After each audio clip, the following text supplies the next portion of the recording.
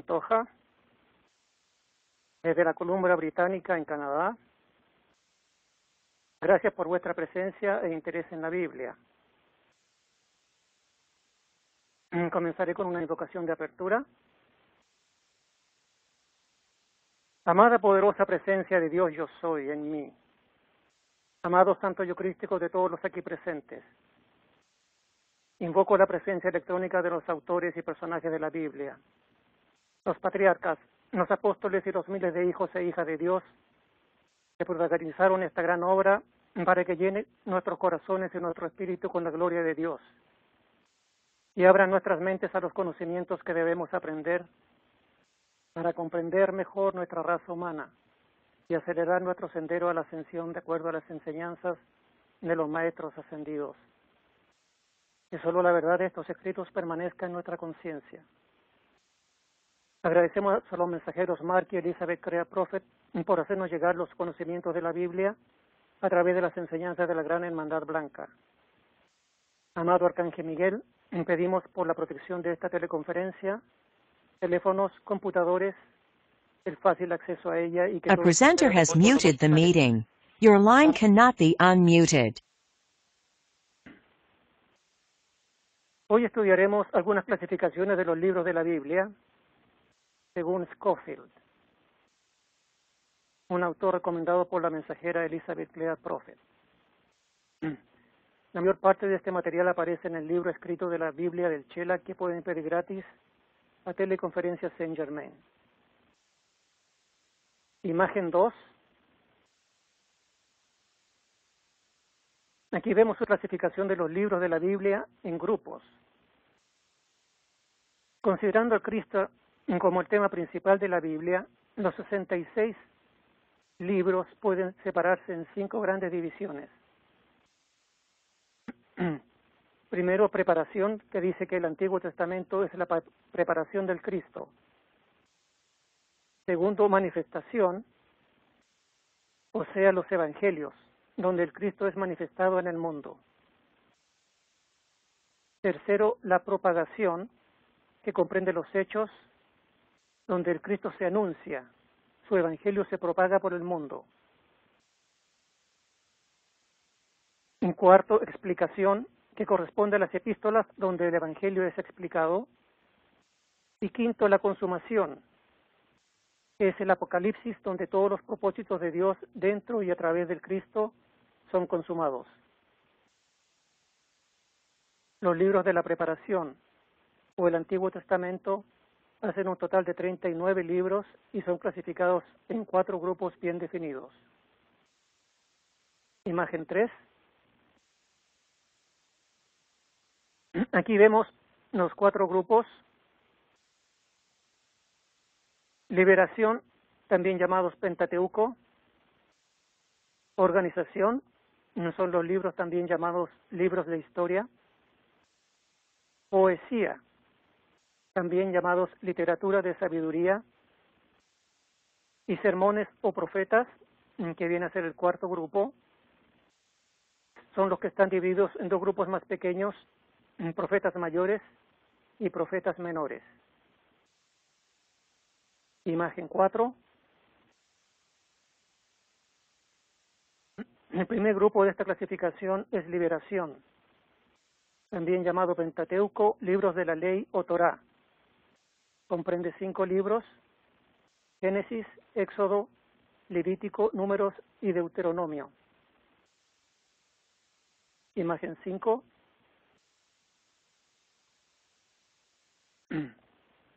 El Pentateuco o Torá está formado por 5 libros dictados a Moisés por Sanat Kumara, tomando un lugar predominante en la estructura de la Biblia como la fuente principal de la ley judía. Génesis es el libro de orígenes, del comienzo de la vida y de la ruina a través del pecado. Los judíos lo llaman Bereshith, que significa en el comienzo.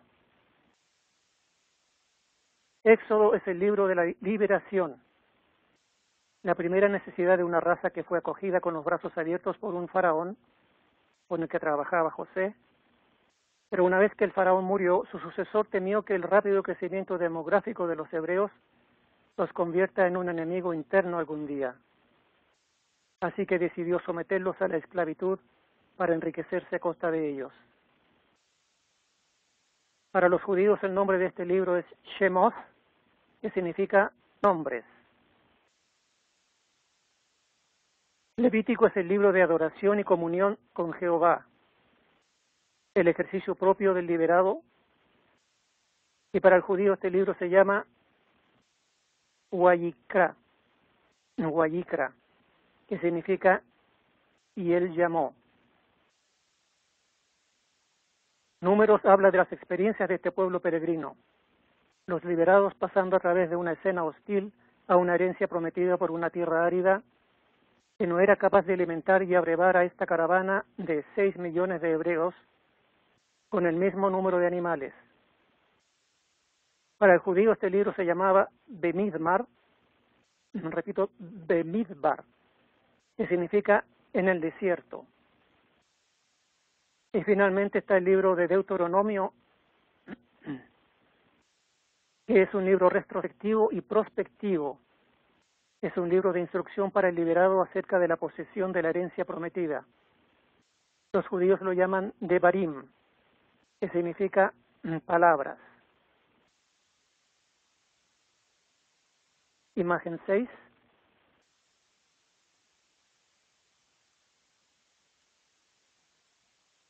Los monumentos de Babilonia y Asiria contienen registros cuneiformes que revelan una incongruencia en muchos aspectos con un relato bíblico de la creación y el diluvio. Hay disparidad de opiniones entre aquellos que han descifrado estos registros y los que se aferran a las Santas Escrituras. Una mensajera hablaba que según el erudito en inglés decimos Secaraya, en español sería Secharia, Sitchin, por ejemplo, antiguas tablillas sumerias describen a los Nefilim como una superraza extraterrestre de gigantes o semidioses que cayó en la Tierra en una nave espacial hace 450.000 años. Los maestros ascendidos revelan que los Nefilim son los ángeles caídos expulsados del cielo a la tierra, son del linaje y descienden de los vigilantes, revelados en el libro de Enoc. Esto lo podemos leer en el libro El Planeta 12 de Secharia Sitchin. Por otra parte, algunas tradiciones de la creación se han transmitido desde tiempos inmemoriales desde la cuna de la raza. Las escrituras parecen más convincentes por el orden y la grandeza de sus palabras, aunque si pensamos que han sido escritas eras después de la creación y han sido adaptadas o modificadas por el canon, que es la norma o regla, de acuerdo al criterio de las autoridades eclesiásticas correspondientes, se puede argumentar que su fidelidad a la intención original puede no ser absoluta ni científica. El Pentateuco, no obstante, es una buena introducción a toda la Biblia, poniendo énfasis en la presencia, el orden y la justicia divina. Imagen 7.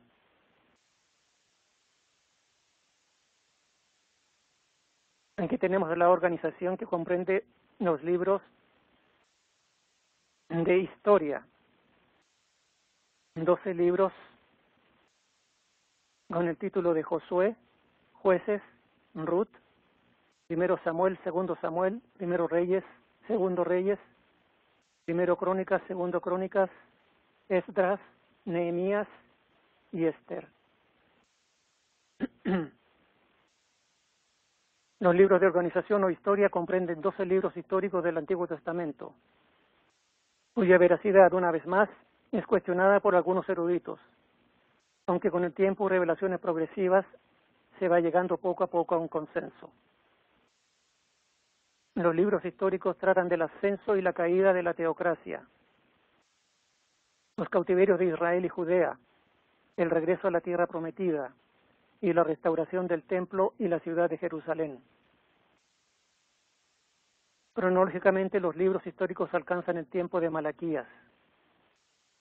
En contraste, los libros de los profetas hablan del juicio de Dios sobre el pecado, exhortan a la gente de cada generación a la fe y la buena conducta y mantienen incluso ante el desobediente Israel la imagen brillante de la futura restauración, gloria, honor y paz bajo el reinado de su Mesías. Ahora, el programa histórico y profético de Israel puede ser separado en 8 divisiones. Imagen 8.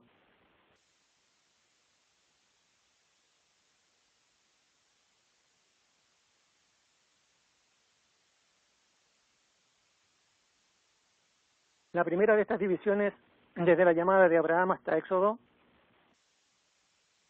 en este periodo el pacto abrahámico de las promesas a Abraham fue entregado, parcialmente completado en la formación de Israel como una gran nación. Se cree que los eventos del libro de Job ocurrieron en este periodo y que el libro documenta la revelación divina y el pensamiento filosófico religioso profundo de esa época. La segunda división, desde Éxodo hasta la muerte de Josué, la ley fue entregada a Israel. La historia de liberación de Israel de Egipto, su deambular por el desierto y la posesión de la tierra prometida son expuestos en Éxodo, Números, Deuteronomio, Josué, así como en partes de Levítico. Moisés, Aarón y Josué son los principales caracteres históricos. Tercera división, el periodo de los jueces, desde la muerte de Josué a la decisión de Saúl. Se desarrolla en Jueces, Ruth y Primero Samuel. Siglos de negación de la fe, juicio divino, arrepentimiento y restauración caracterizan este lapso de tiempo.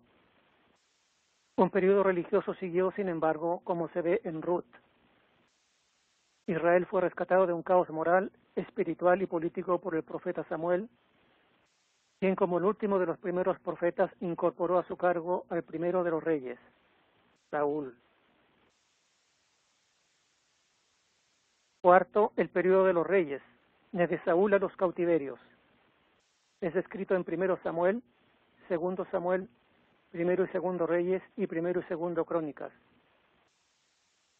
La gloria y el poder del reino bajo David y Salomón declinaron durante los reinados divididos de Israel y Judea, y fue acompañado por un fracaso espiritual total.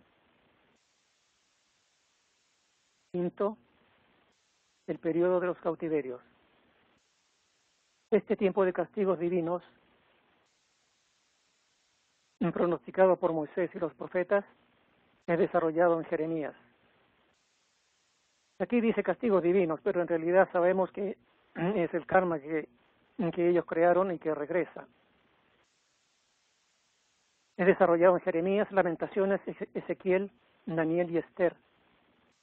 En el cautiverio de Judá, en el 586 a.C., comenzó el proféticamente importante tiempo de los paganos, bajo el cual Jerusalén estuvo bajo el control de los paganos.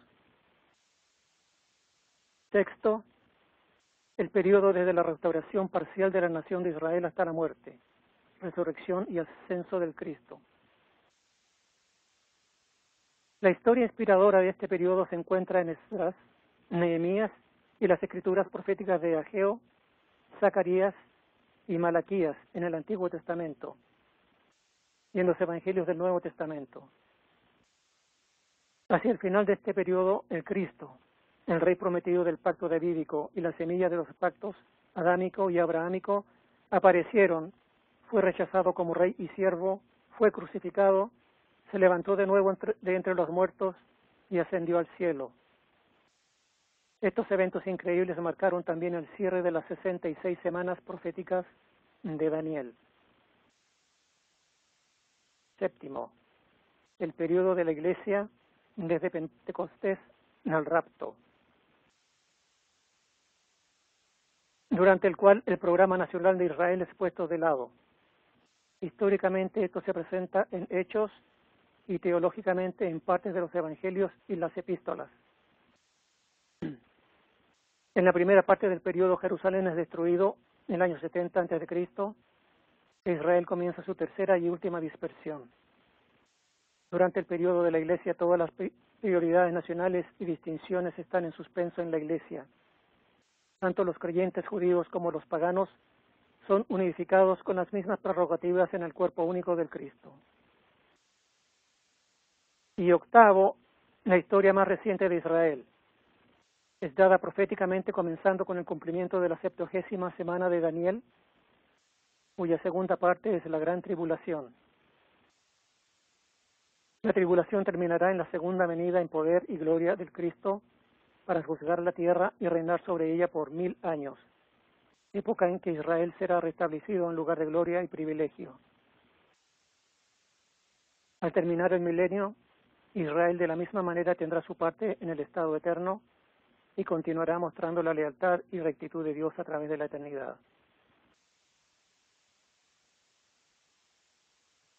Imagen 9.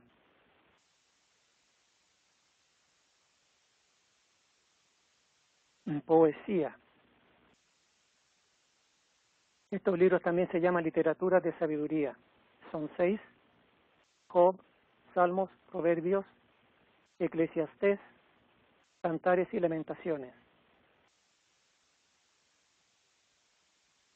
Imagen 10.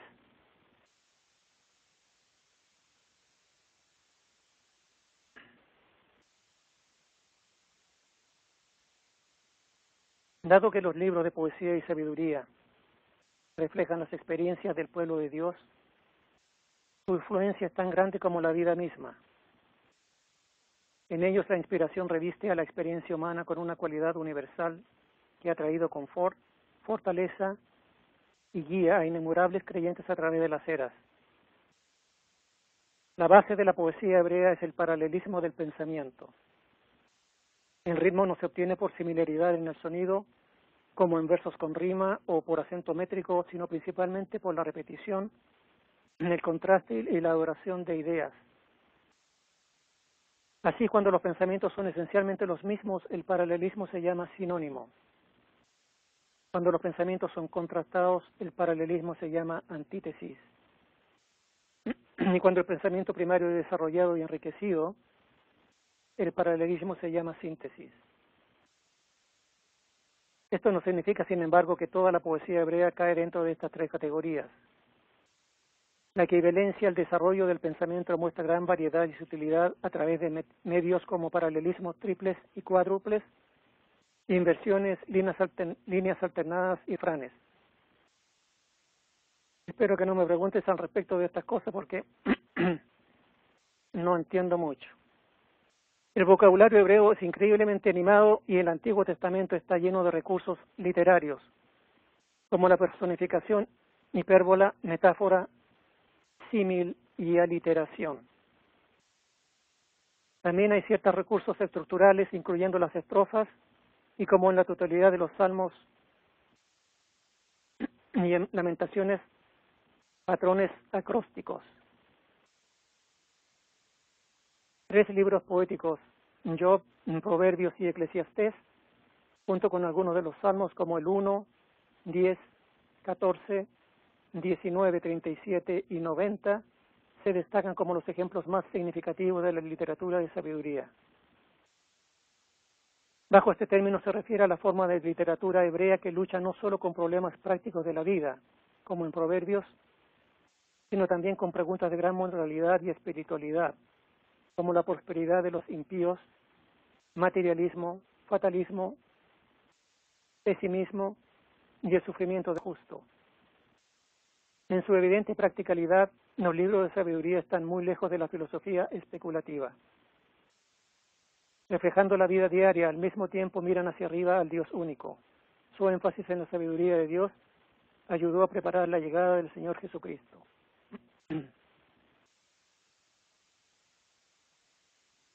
Imagen 11.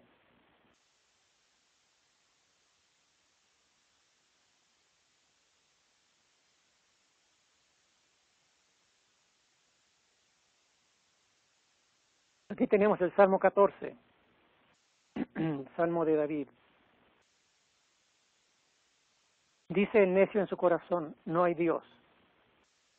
Se han corrompido, hacen obras abominables, no hay quien haga el bien. Jehová miró desde los cielos sobre los hijos de los hombres, para ver si había algún entendido, que buscara a Dios. Todos se desviaron, a una se han corrompido. No hay quien haga lo bueno, no hay ni siquiera uno. No tienen discernimiento todos los que hacen iniquidad, que devoran a mi pueblo como si comiesen pan, y a Jehová no invocan. Ellos temblaron de espanto, porque Dios está con la generación de los justos. Del consejo del pobre se han burlado, pero Jehová es su esperanza. Oh, que de Sión saliera la salvación de Israel. Cuando Jehová hiciere salir a los cautivos de su pueblo, se gozará Jacob y se alegrará Israel. Como vemos, el necio es un impío, es un ateo el que habla. Y al ver que la maldad a su alrededor corrobora su afirmación sobre la ausencia de Dios, el mal devora al pueblo como si fuera pan y nadie invoca a Jehová. Pero Jehová asusta a los malos y muestra que está con los justos, de quienes es la esperanza, y Jehová los libera. Imagen 12.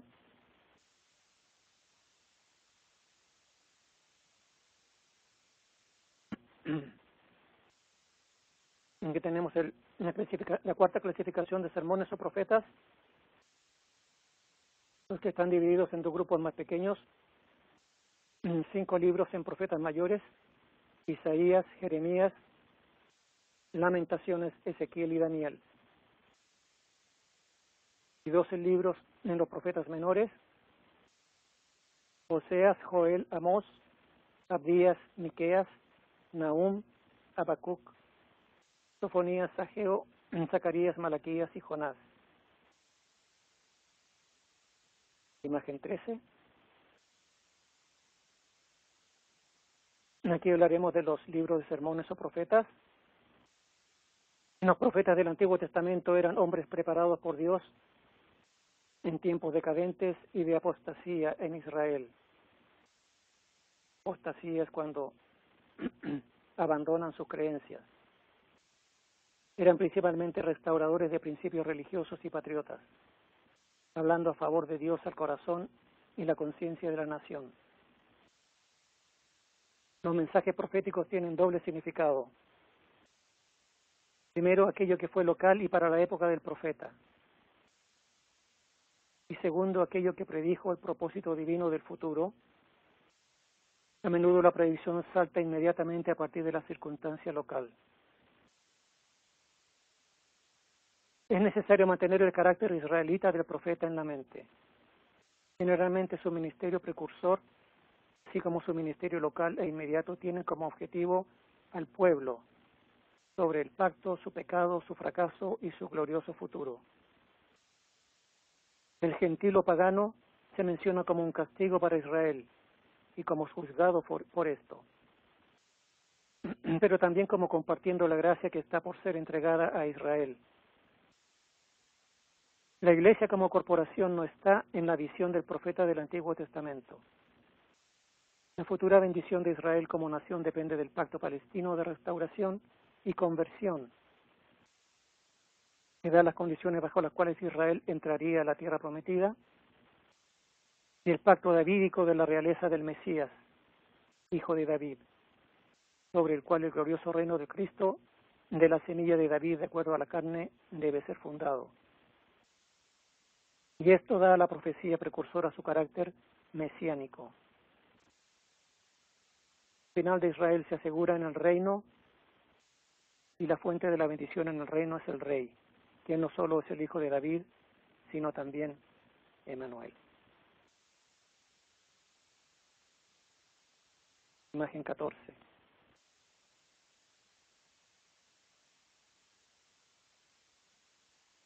Pero como el Rey, o sea, el Cristo, también es hijo de Abraham, el Salvador prometido, y como la salvación es solo a través del sacrificio del Cristo, así la profecía mesiánica de la necesidad presenta al Cristo de dos maneras. Uno, un Mesías sufriente, y dos, un Mesías reinante. Esta dualidad, sufrimiento-gloria, incluyó un misterio que dejó a los profetas perplejos. La solución a ese misterio: el primer adviento de la liberación a través del sufrimiento, el segundo cuando las promesas nacionales a Israel sean cumplidas.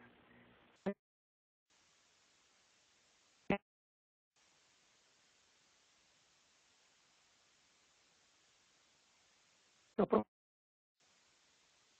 deben ser contemporáneos al sufrimiento y el adviento a la gloria, ni que como consecuencia de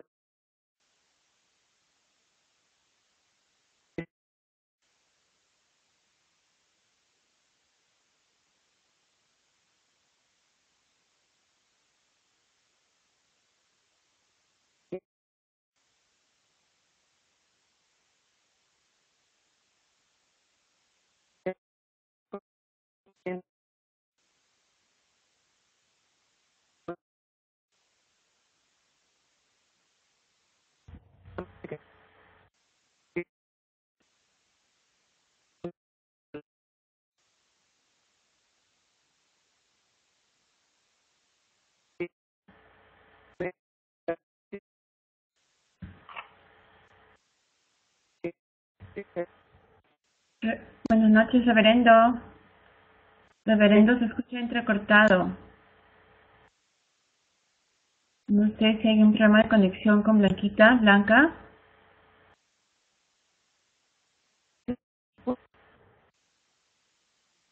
Se escucha bien entrecortado. Rubén, ¿te encuentras en la línea? Sí, Carmen, parece que es algo del teléfono de ellos porque el programa está funcionando correctamente. Es algo de la línea del teléfono. No sé si pueden volver a hacer la llamada rápidamente. Exactamente. De repente podríamos abrir el foro para algunas personas que quieran hacer preguntas a través del chat. Si usted tiene alguna pregunta, envíenosla en este momento en el chat para que cuando el reverendo ayer regrese a esta fabulosa clase le podamos responder a sus preguntas. Entonces yo corto ahora. Oh, ahora se lo escucha bien, reverendo. Ahora se me escucha bien. Ahora se lo escucha muy bien. Sí, podemos retomar desde el comienzo, desde esta diapositiva, desde el comienzo de la 14. Muy bien. Imagen 14.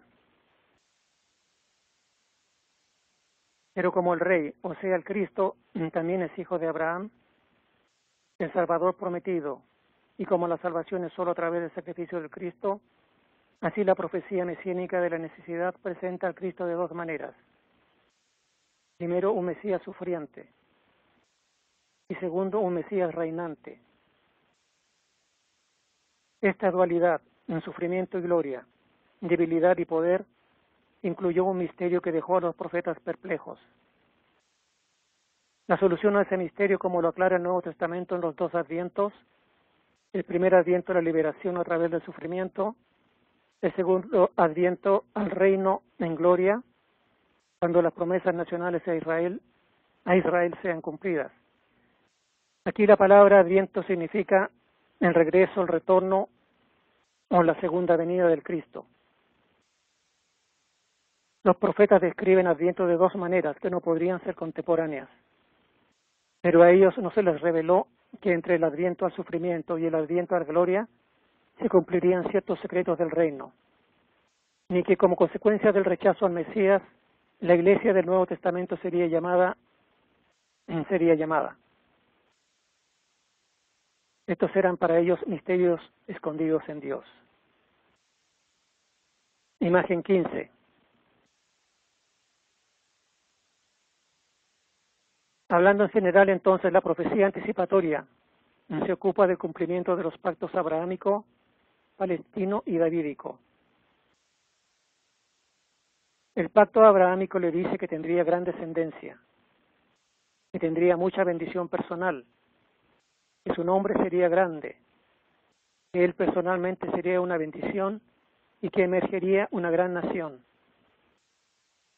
En el propósito de Dios, esto tiene referencia primeramente a Israel y a los descendientes de Jacob, quienes formaron las 12 tribus de Israel. A esta nación le fue dada la promesa de la tierra. El pacto palestino era un pacto incondicional en conexión con la posesión final de la tierra por parte de Israel. Y el pacto davídico era un pacto incondicional en el cual Dios prometió a David un linaje real sin fin, un trono y un reino, todos ellos para siempre. Los gentiles se mencionan como conectados con Israel. Sin embargo, la profecía, excepto en Daniel, Abdías, Jonás y Nahum, no está envuelta primariamente con la historia mundial de los gentiles. Daniel, como se verá, tiene un carácter distintivo. La predicción de la recuperación de los judíos del cautiverio babilónico al final de los 70 años debe ser separada de aquella de la recuperación de la nación de la dispersión a través del mundo después del rechazo del Cristo, después de su primer adviento. Los pactos abrahámico, palestino y davídico son el molde de profecía anticipatoria, en su sentido más amplio. Grandeza nacional, desobediencia nacional, dispersión a través del mundo, bendición a través del mundo, a través del Mesías de Israel, arrepentimiento, la segunda venida del Cristo, el reagrupamiento de Israel y el establecimiento del reino, la conversión y la bendición de Israel y el juicio de los opresores de Israel. Imagen 16. Los libros proféticos también pueden ser divididos en 3 grupos. Primero, el preexílico, con Isaías, Jeremías, Oseas, Joel, Amós, Jonás, Miqueas, Nahum, Habacuc y Sofonías. Segundo, el grupo exílico, con Ezequiel, Daniel y Abdías. Y tercero, el grupo post-exílico, con Ageo, Zacarías y Malaquías. Imagen 17.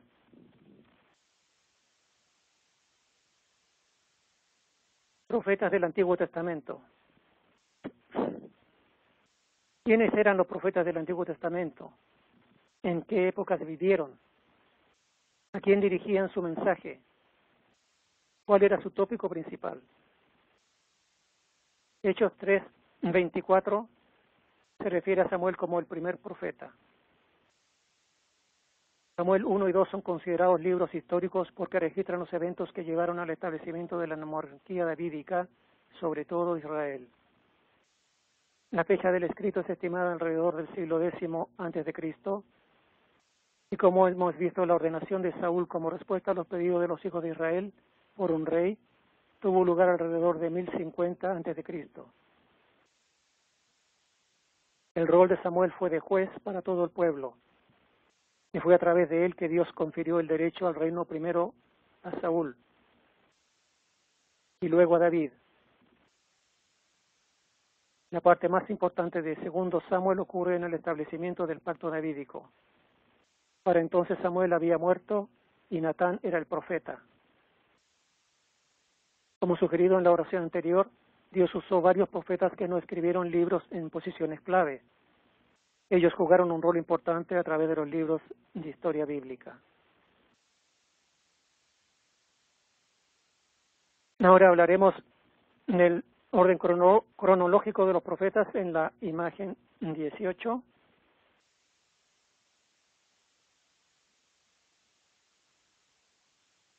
Los profetas anteriores al exilio comienzan con Jonás en el año 862 a.C., quien vivió en la época de Jeroboam II, fue el primer misionario y su nombre significa paloma. Dios lo envió a predicar a la ciudad de Nínive, en la capital de Asiria. Trató de escaparse de esa misión, pero Dios envió un gran pez que lo tragó hasta que aceptó ir. Tuvo éxito convirtiendo a toda la ciudad. El tema del libro es la misericordia de Dios y está lleno de lo sobrenatural. Nos sigue Amós en el año 787 a.C. Amós habló sobre el tema del juicio del pecado. Su nombre significa cargar un peso. Amós estaba disgustado por la violencia con que el reino del norte había reaccionado ante la justicia y rectitud de Dios en el siglo VIII a.C. El mensaje más descriptivo de Amós según Scofield es, abro comillas, antes corra el juicio como las aguas y la justicia como impetuoso arroyo, cierro comillas. Luego viene Oseas, años 785 al 725 a.C., cuyo nombre significa Dios salva. Oseas llevó a cabo su misión durante los reinados de los reyes Usías, Jotam, Acaz y Ezequías de Judá y el rey Jeroboam II de Israel.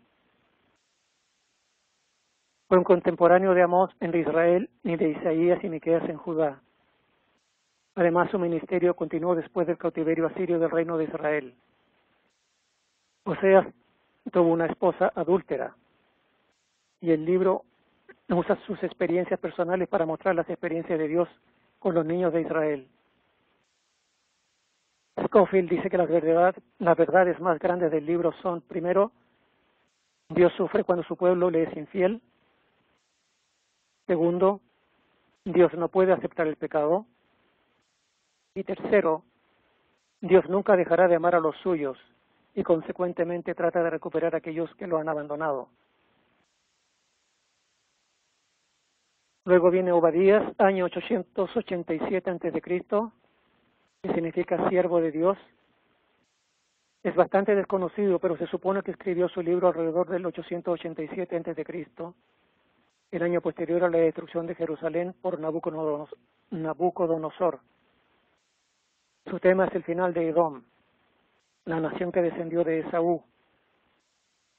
Los versos 17 al 21 hablan de la futura liberación de Israel.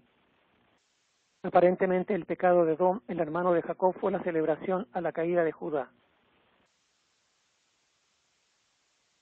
Luego está Joel del año 800 a.C. Su nombre significa Jehová es poderoso. Parece haberse dirigido al pueblo de Judá y su mensaje es: si el pueblo vuelve a Dios, la plaga de langostas será removida. Los versículos 2:30 al 3:21 son proféticos de liberaciones futuras en el día de mañana del Señor. Enseguida viene Isaías, años 760 al 698 a.C. Fue el más grande de los profetas escritores. Su nombre significa salvación del Señor y su tema principal fue el Mesías de Israel. Profetizó durante el periodo de captura de Israel por los asirios en la invasión de Judá del 701 a.C. por Sennacherib. Luego está Miqueas, años 750 a 710 a.C., contemporáneo de Isaías. Miqueas habló principalmente en las ciudades capitales de Samaria y Jerusalén, pero sus profecías también incluyen a las naciones corrientes de esos tiempos, Asiria siendo la más prominente. Es un libro corto que mezcla profecías con otros mensajes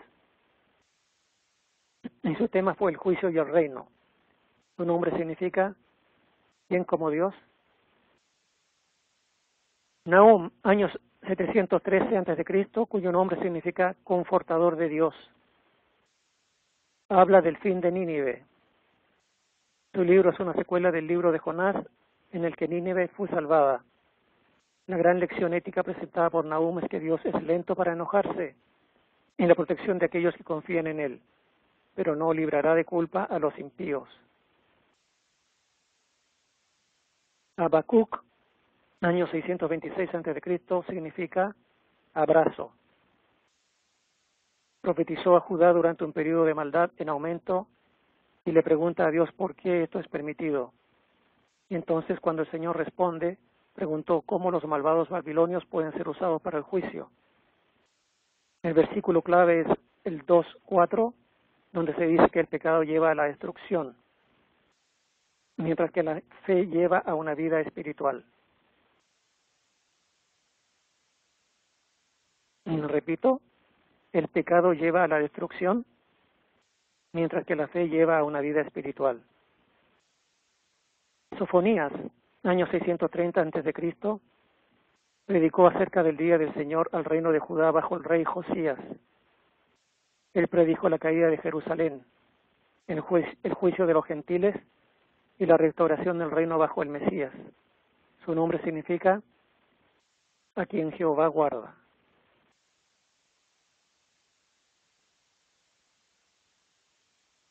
Imagen 19.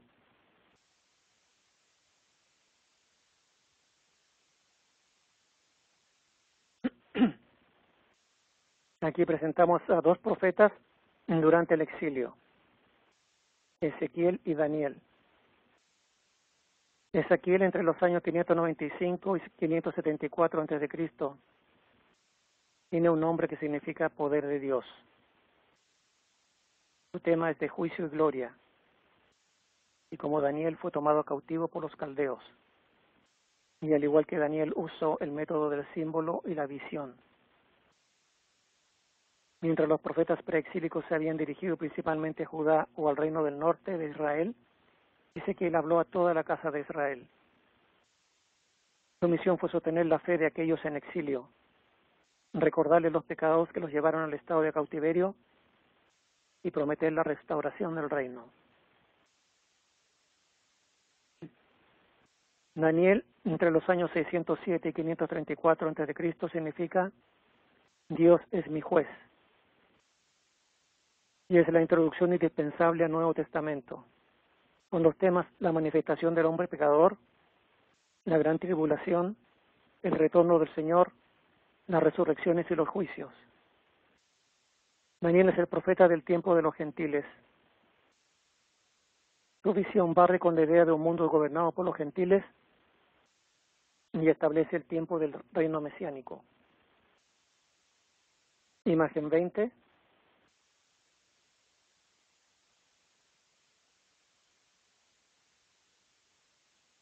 Aquí tenemos los profetas posteriores al exilio, que son tres: Ageo, Zacarías y Malaquías. Ageo actuó en el 520 a.C., significa festivo. Su tema es la reconstrucción del templo. Dios lo usó para reprochar a aquellos en Jerusalén retrasando la reparación del templo. Zacarías, del 520 al 518 a.C., significa recordado por Dios. Su tema fue los advientos del Mesías, y ningún otro libro del Antiguo Testamento contiene tantas profecías sobre Jesús, el fin de los tiempos e Israel en tan poco espacio. Predice la segunda venida del Cristo, su reino, su sacerdocio, su reinado, su humanidad, su deidad y más. Ese es Zacarías. Y el tercero es Malaquías, año 397 a.C. Es el último de los profetas del Antiguo Testamento. Su nombre significa mensajero de Jehová. Aunque su tema es el reproche del formalismo, también predice la venida de Juan el Bautista y habla del día en que el Señor vendrá y el regreso del Cristo. Su tema principal es la condenación de la corrupción de los sacerdotes y los pecados del pueblo contra la familia y su indiferencia hacia Dios.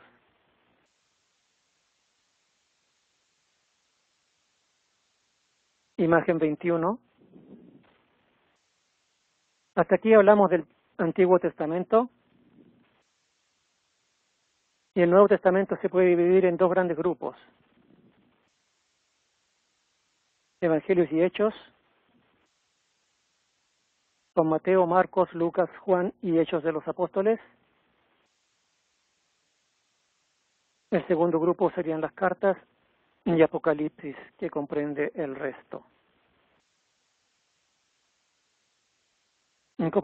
Comparando esta división con la anterior, vemos que los libros de la Biblia se pueden clasificar de muchas maneras. Imagen 22.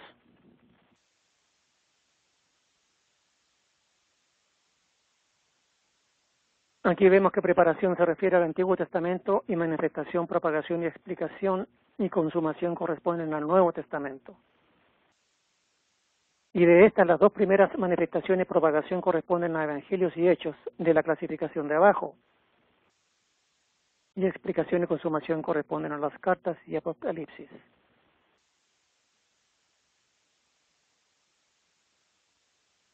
Y así llegamos al fin de esta segunda clase sobre la Biblia del Chela y comenzamos el periodo de preguntas y respuestas, donde los invito a aclarar vuestras dudas y las mías. Y Carmen puede pasar a la imagen siguiente, donde aparece la dirección electrónica donde pueden solicitar el libro escrito de la Biblia.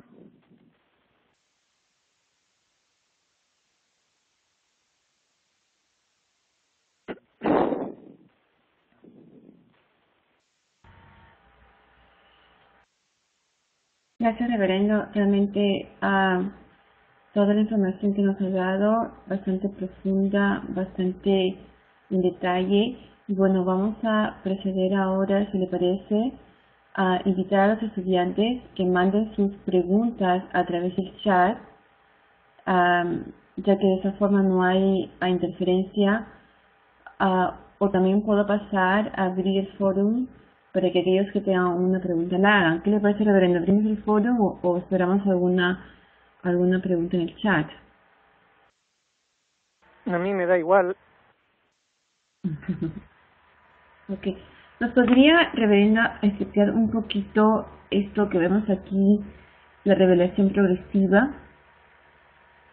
¿Qué significa la revelación progresiva, reverendo?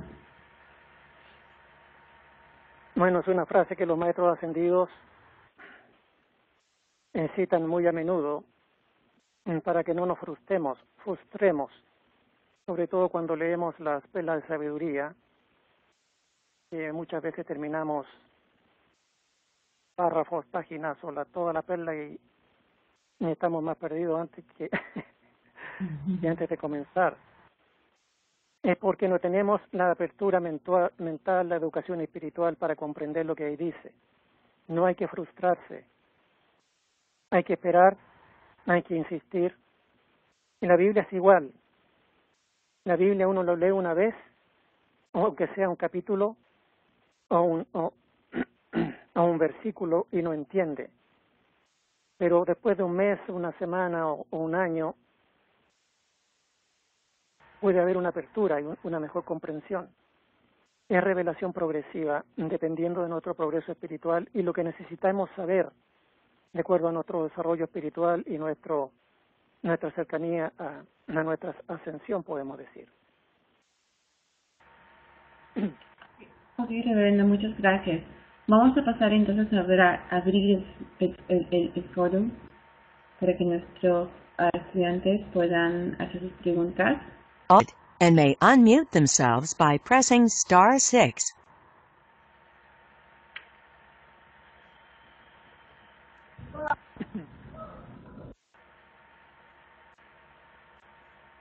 Adelante. ¿Tiene alguna pregunta?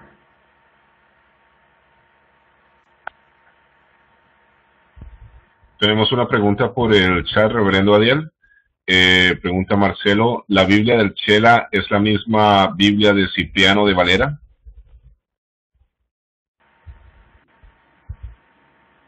Sí, la Biblia del Chela está basada en esa Biblia, la Biblia de Valera, que corresponde también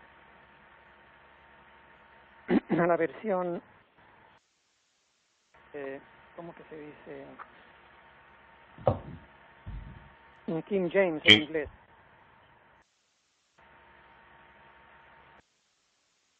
Esas son las Biblias, bueno, es la misma Biblia que recomendó la mensajera como la más fiable o la más cercana a nuestras enseñanzas según los maestros ascendidos. Si no la tienen, la pueden abrir en el internet, Biblia Reina Valera, y aparece completa.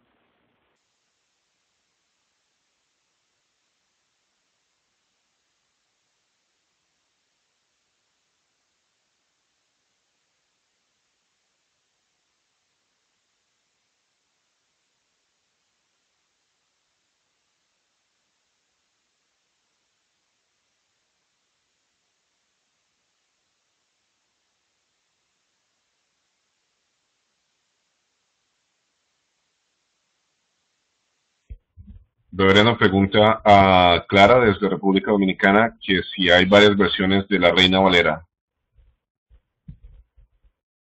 Hay como 3 versiones,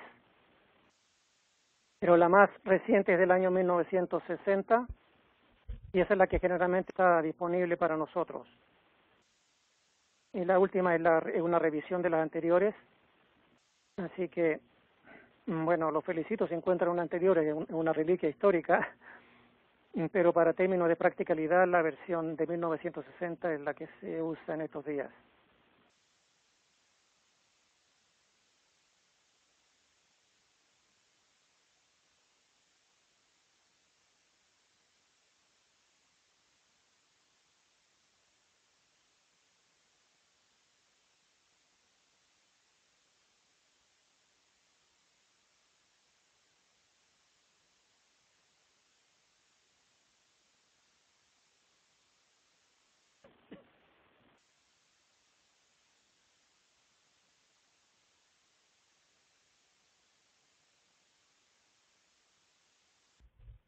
Tenemos una pregunta o un comentario de John Escobar desde Chicago, que si la Reina Valera no es la versión del Rey Jacobo, como se llama la King James, pero es la traducción al español que se parece más a la del Rey Jacobo.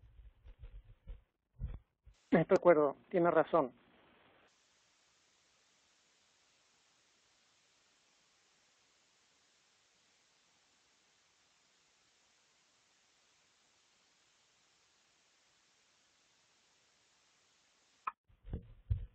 Reverendo, ¿puedes dar una pequeña explicación de por qué un poquito de la historia de la Biblia de King James, que fue la original de donde viene la Valera y Rey Jacobo español, y quién la tradujo y por qué es la que utilizamos? En general todas las Biblias tienen un mensaje similar, pero es un poco más fidedigno la traducción que se hizo en la de King James, para que aquí nuestros participantes puedan más o menos tener una reseña histórica de por qué esta Biblia es la que recomiendan los maestros.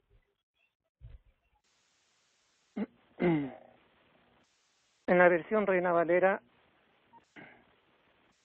está basada en la Biblia latina, que ha sido una de las más fieles a las traducciones anteriores del hebreo. Perdón, mi teléfono está haciendo pip, puede que se le acabe la batería en cualquier momento, así que si ya no me escuchan, significa chao y hasta la próxima. Y esta Biblia fue traducida directamente desde la versión latina, como decía, y luego fue revisada por Reina y Valera, que son 2 personas. Y ellos fueron los que llegaron a la versión final que leemos hoy, y que los mensajeros determinaron que era la que más se parecía a la versión King James y que la que tiene menos alteraciones de las Biblias originales en hebreo. Tenemos un comentario, reverendo, de la señora García de Colombia, que dice ella: cuando se habla del pacto abrámico, ¿se está refiriendo a la raza Yo Soy que reencarna en los Estados Unidos de América? El pacto abrahámico era respecto al profeta Abraham, el patriarca Abraham.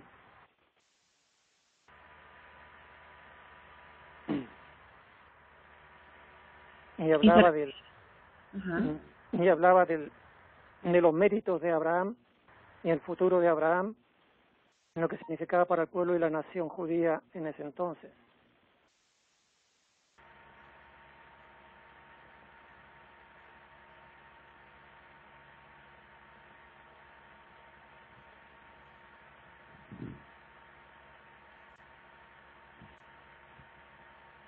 Gracias, reverendo.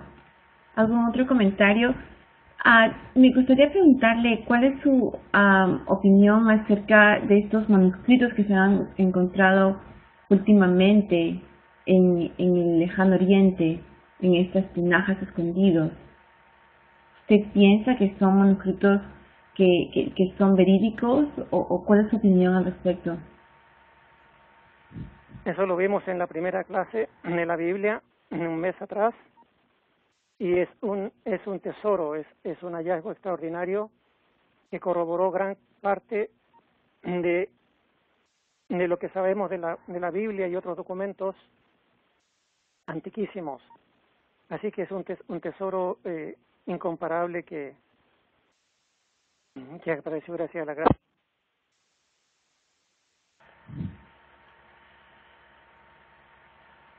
Bueno, parece que el reverendo sí se perdió la señal de comunicación, entonces ya nos quedan tan solo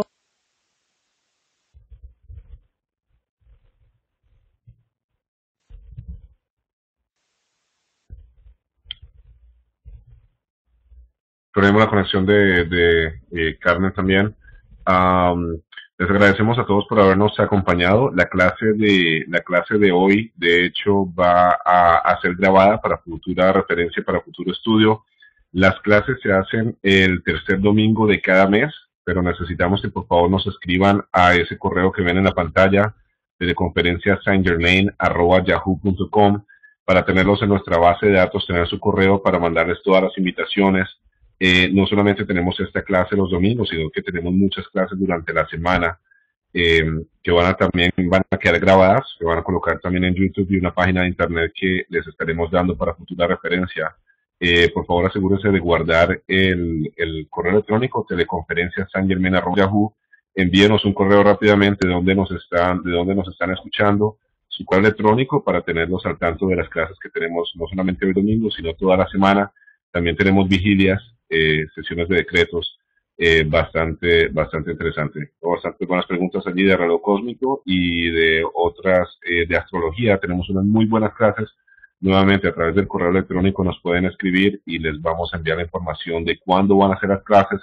Si no pueden asistir a la clase en vivo, como les digo, a partir de hoy las clases quedan grabadas para que ustedes las puedan escuchar también en otro momento.